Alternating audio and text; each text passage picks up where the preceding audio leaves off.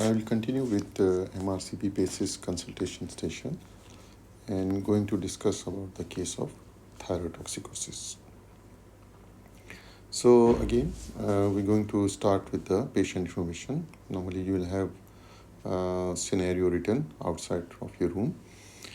So this is Mrs. Smith, a 38-year-old woman, and she presents with symptoms of weight loss, palpitations, heat intolerance, and tremors. She has been feeling increasingly anxious and has noticed a swelling in her neck. She denies any recent illness or changes in her medication, and she has a family history of thyroid disorder. So it's a clear-cut case, actually. All the buzzwords are there. The patient has some weight loss, young patient, got some palpitations, got heat intolerance, got tremors, got some swelling in the neck. There is a family history. So you know already that this patient is most likely is a case of thyrotoxicosis. Okay, so once you have read the scenario, do your brainstorming and think about all the differential diagnosis. Then how you'll approach. Again, once you enter the room, you're going to introduce yourself to the examiner and to the patient. So begin by introducing yourself politely and confirming Mrs. Smith's identity. Explain that you are a doctor and you are here to discuss her health concern. So, as I've told you in all the long cases, start with the open-ended question. So use open-ended questions to allow Mrs. Smith to express her concerns fully. For example, Mrs. Smith, can you please tell me about symptoms you have been experiencing recently? Important thing is to do the active listening. So demonstrate active listening by nodding and maintaining the eye contact. Encourage the patient to provide specific details about her symptoms, such as the duration, any triggers, and whether the symptoms have changed over time. So once the patient has given you some information, that you can then lead to the further discussion, and then you can go for the systemic inquiry. So systemic inquiry about the symptoms like weight loss. Patient has mentioned some weight loss. Can you tell me more about your weight loss? How much weight have you lost and over what period? Palpitations, when do you notice these palpitations? Are they associated with any specific conditions or time of the day? Heat tolerance, tell me more about your heat tolerance. Have you been sweating excessively or feeling unusually hot even in the cold environment?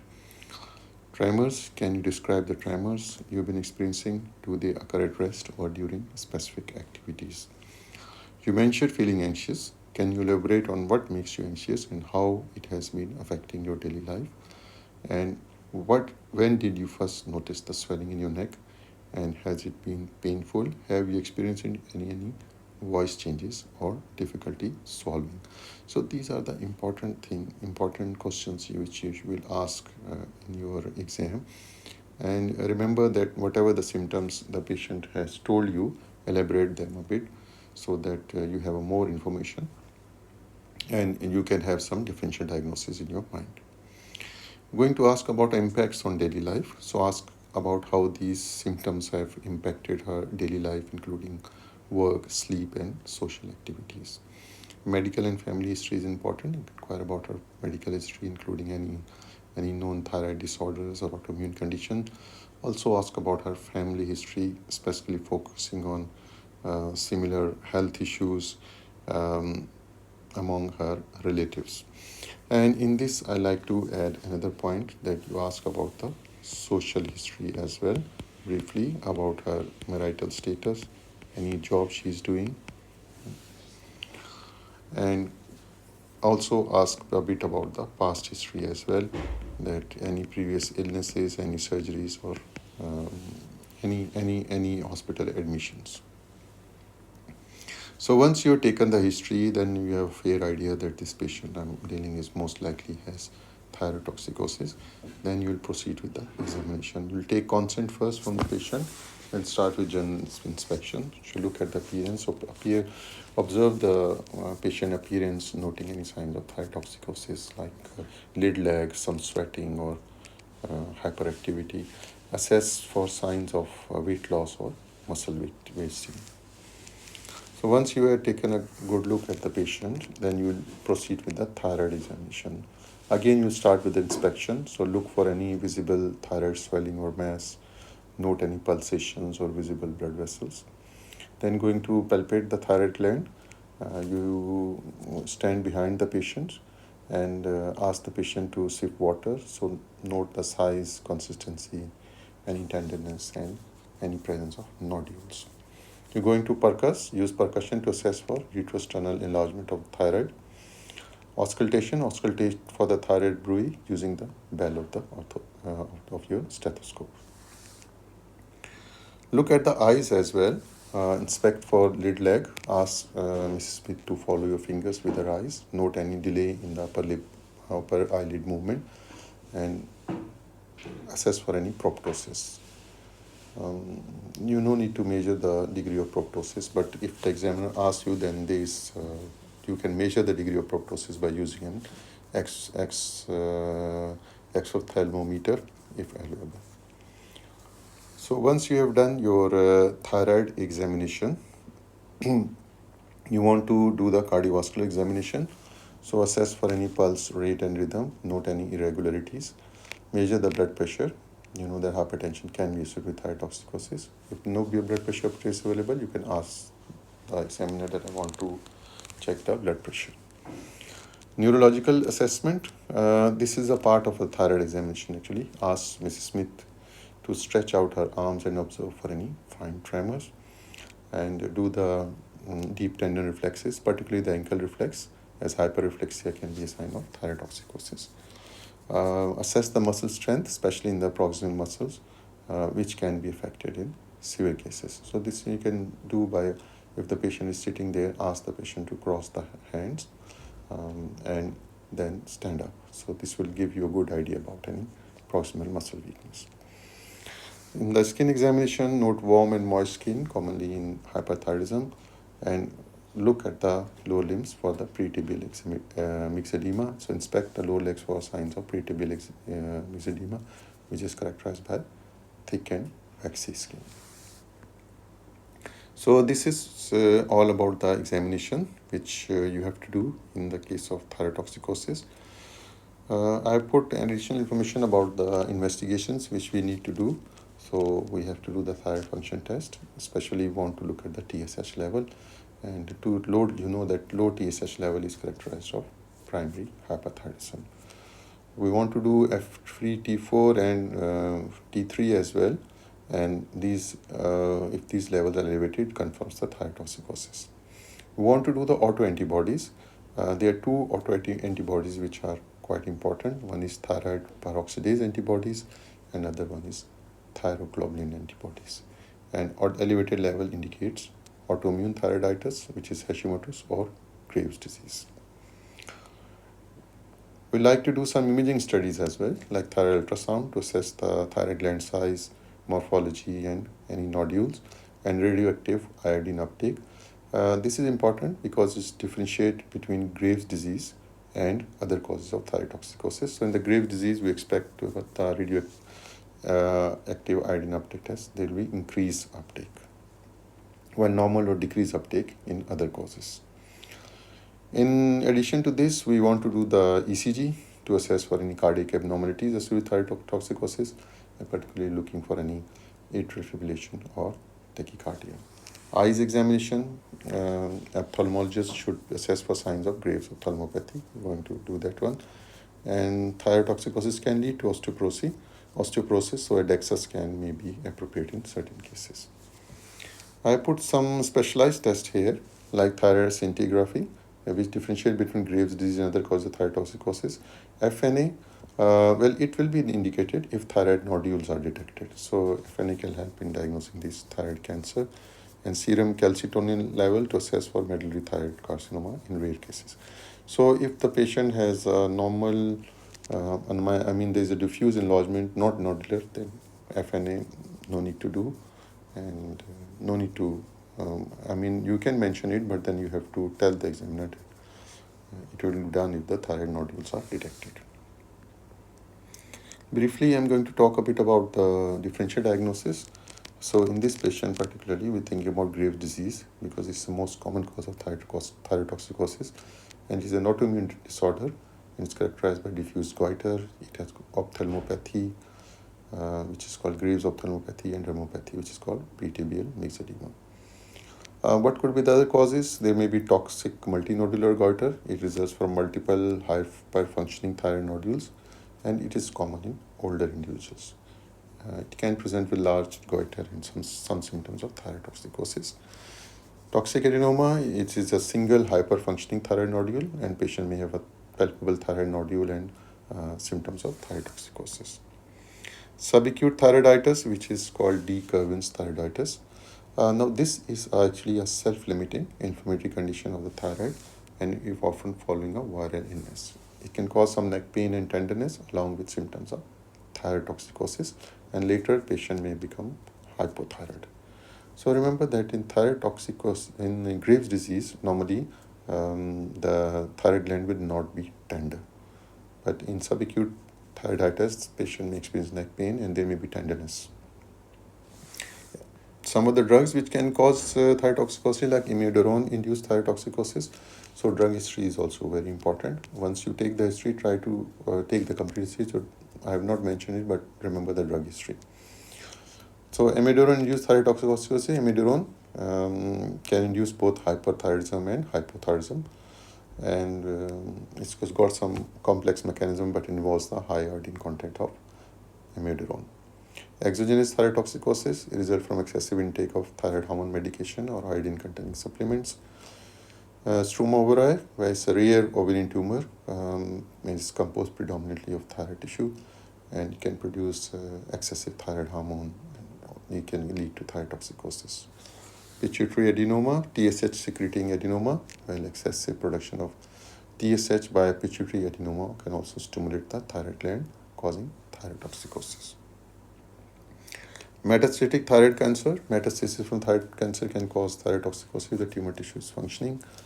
Excessive iodine intake, which is something called Chord-Basedow phenomena. So individuals with iodine deficiency and abrupt increase in iodine intake can lead to thyrotoxicosis. And finally, stress-induced thyrotoxicosis. Really severe stress or trauma can cause a transient increase in thyroid hormone level. So these are all the differential diagnoses of the enlarged thyroid. So what about the management approach? We can give some medicines like beta blockers. The purpose is to control symptoms like tachycardia, palpitations, and tremors. And the drugs which commonly use is propranolol, where we can use atenolol also. And this is titrated to symptom reliefs while monitoring for side effects. Next group is antithyroid medications. The purpose is to inhibit the thyroid hormone synthesis, and we have medicines like methimazole or propylthiouracil, and initially the higher doses were given, then followed by maintenance dose, and specifically the propylthiouracil is used in the first trimester of pregnancy due to its low risk of congenital anomalies.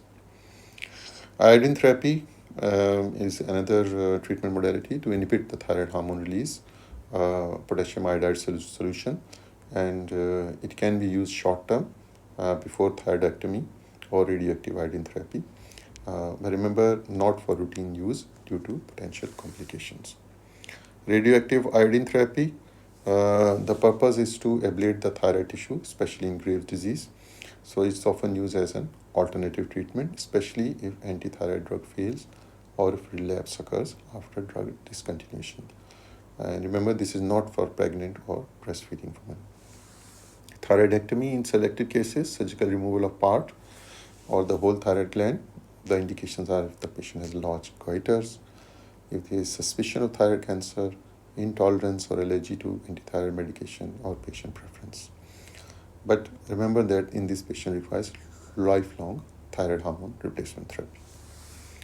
I put here briefly the management of thyroid storm. So in this, we have to stabilize the patient in this life-threatening thyrotoxic crisis.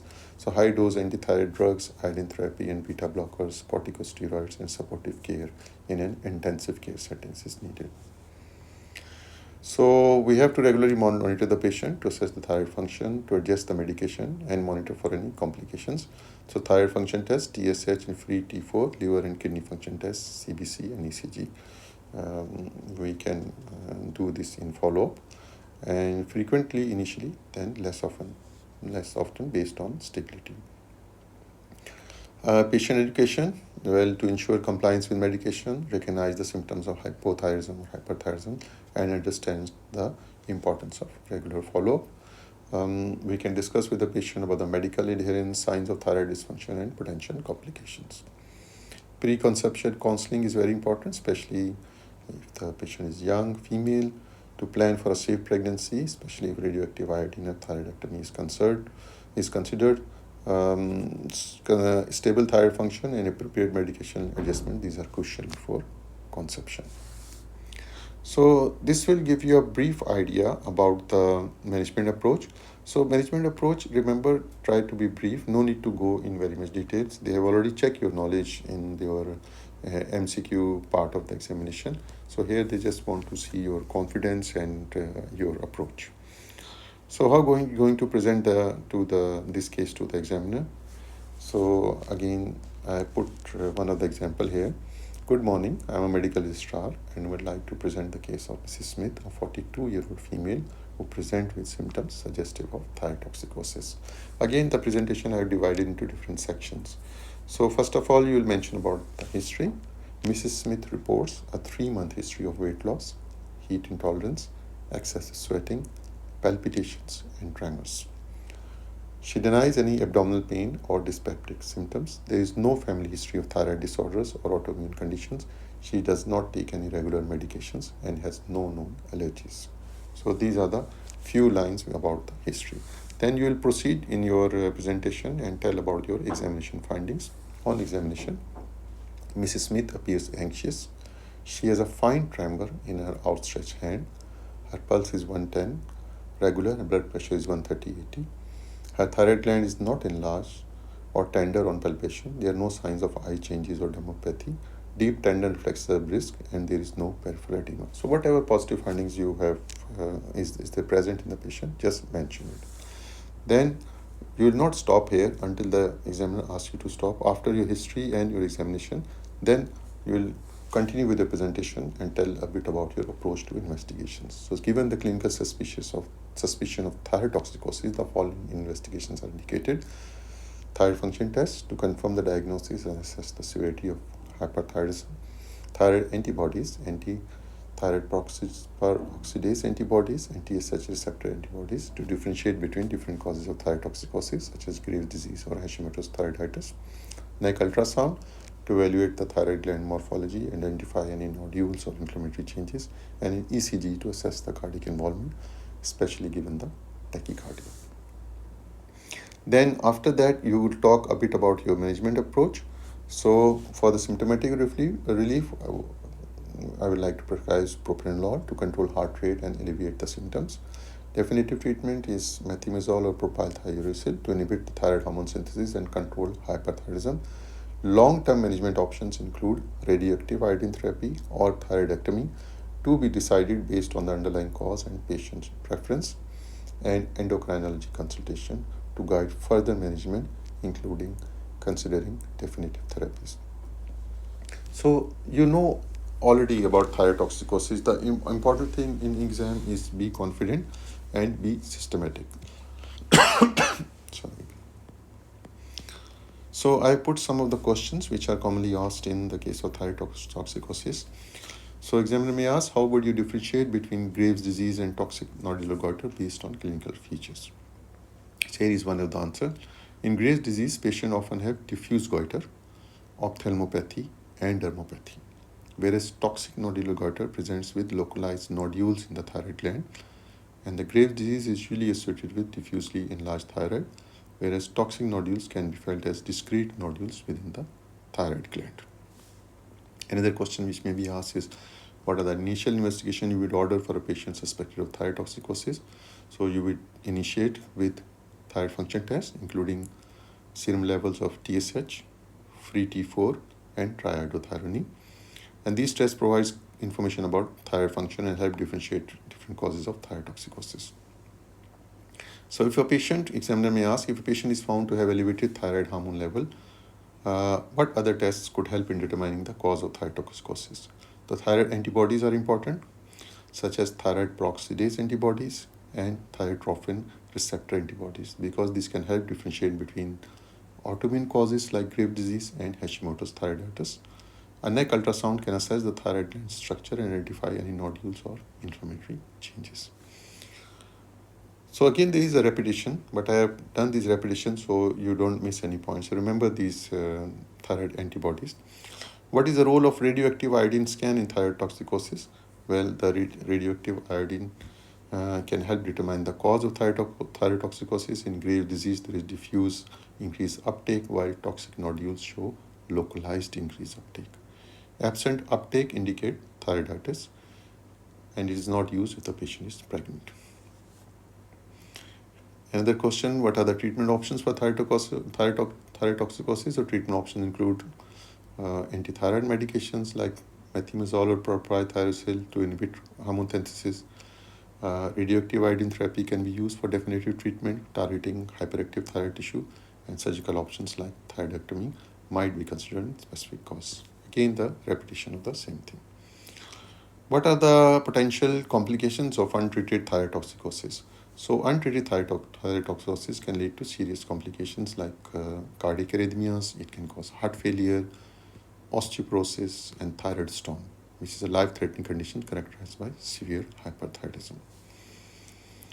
So this question has also been asked, can you explain the concept of Jord-Basedow phenomena? So Jord-Basedow phenomena refers to thyrotoxicosis occurring in a previously iodine deficient individuals after the administration of iodine, such as contrast agent, and the phenomena is due to overstimulation of the thyroid gland in the presence of excess iodine. Another common question is, what are the common side effects of antithyroid medication and how would you monitor a patient on these medications? So common side effects include rashes, arthralgias, and rarely agranulocytosis.